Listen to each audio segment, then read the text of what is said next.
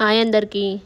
అయితే ఇంతకుముందుకు నేను పవర్ పోయిందని నేను చెప్పాను కదా, 10 అలా పోయి మార్నింగ్ 10:30 వరకు రాలే అని చెప్పాను కదా, అది 1:30కి అలా వచ్చిందండి. ఆ లోపు మా ఫ్రిడ్జ్ అంతా ఇలా ఖరాబ్ అయింది.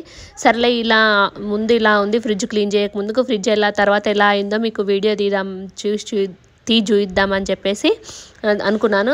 అయితే అవన్నీ తీసి క్లీనింగ్ అని చెప్పేసి నేను బయట వేసాను అనమాట. ఆ మధ్యలో ఏం జరిగిందంటే, అది నా చేతిలో నుంచి స్లిప్ అయ్యి మధ్యలో ఉన్న గ్లాస్ మొత్తం కింద పడిపోయి పగిలిపోయిందండి. చాలా బాధ అనిపించింది. కానీ ఏం చేయాలి చెప్పు, నేను చాలా జాగ్రత్తగా పట్టుకున్నాను, అలా అయ్యింది. కనీసం జాగ్రత్తగా ఉండాలి అప్పుడప్పుడు. అయితే ఆఫ్టర్ ఎలా అయిందో మంచి హ్యాపీనెస్ తోటి మీకు ఈ వీడియో షేర్ చేద్దాం అనుకున్నాను. కానీ నేను సాడ్తో చేస్తానని నేనైతే అస్సలు అనుకోలేదన్నమాట. ఇదంతా క్లీన్ చేసిన తర్వాత, ఇది యాక్చువల్గా 12 years తర్వాత ఫ్రిడ్జ్ అనమాట.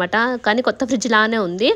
అంత బాగా నీట్గా మెయింటైన్ చేశాను. కానీ ఈ 11-12 years తర్వాత ఇలా జరగడం నాకు చాలా బాధ అనిపించింది. ఈ మధ్యలో ఉందా ఆ గ్లాసే పగిలిందనమాట.